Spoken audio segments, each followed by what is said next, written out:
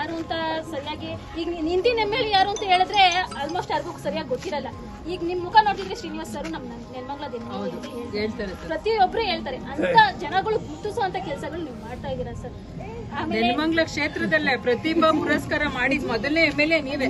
ಪ್ರತಿಭಾ ಪುರಸ್ಕಾರ ಮಾಡೋದ್ರಿಂದ ನೆಕ್ಸ್ಟ್ ಓದೋ ಮಕ್ಕಳುಗಳಿಗೆ 93, 83 ಪುರಸ್ಕಾರ ಪ್ರತಿಯೊಂದು ಗೌರ್ಮೆಂಟ್ ಸ್ಕೂಲ್ಗಳಿಗೆ ಪ್ರತಿಭಾ ಪುರಸ್ಕಾರ ಮಾಡೋದು ನಾನು ಅದರ ಒಂದು ಪುರಸ್ಕಾರ ತಗೊಬೇಕು ಅನ್ನೋ ನಾವು ಓದಿಸೋದ್ರೆ ನಮಗೂ ಬರಬೇಕು. ಪಳೆ ಕೊಟ್ಟಿದ್ವಿ, ಸಾರ್ಥಕ ಆಯ್ತು ಸರ್. ಪ್ರತಿಯೊಂದು ಸಾರ್ಥಕ ಆಯ್ತು.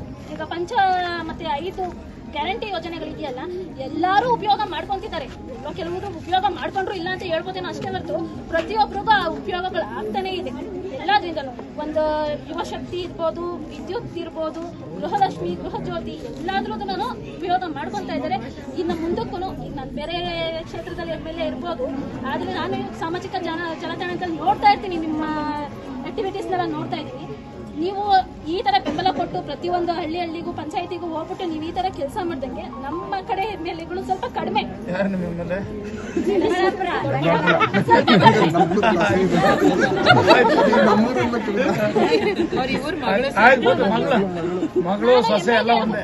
ಹೆಮ್ಮೆಯಿಂದ ಹೇಳ್ಕೊಂಡು ಹೇಳ್ತಾ ಇದ್ದೀನಿ. ನೀವು ಮುಂದಕ್ಕೂ ಎಲ್ಲಾ ಗ್ರಾಮಸ್ಥರ ಮನೋಭಿಲಾಷೆ ಇರೋದು ಅದೇನೇನೆ, ಮುಂದಕ್ಕೂ ನೀವೇ MLA ಆಗ್ಬೇಕು ಅಂತ ನಮಗೆ. ಇನ್ನೂ ಈ ಕ್ಷೇತ್ರ ಜನರ ಸೇವೆ ಮಾಡಬೇಕು ಅಂತಕ್ಕಂಥ ಭಾವನೆ ನೀವಿಬ್ರು ಅಕ್ಕದಿರು ಹೇಳಿದ್ರಿಂದ ನನಗೆ ಆ ಮನೋಭಾವನೆ ಜಾಸ್ತಿ ಆಗುತ್ತೆ. ಪ್ರತಿಯೊಬ್ಬರು ಮನಸ್ಸಲ್ಲೂ ಇದ್ದೀರಾ. Thank you.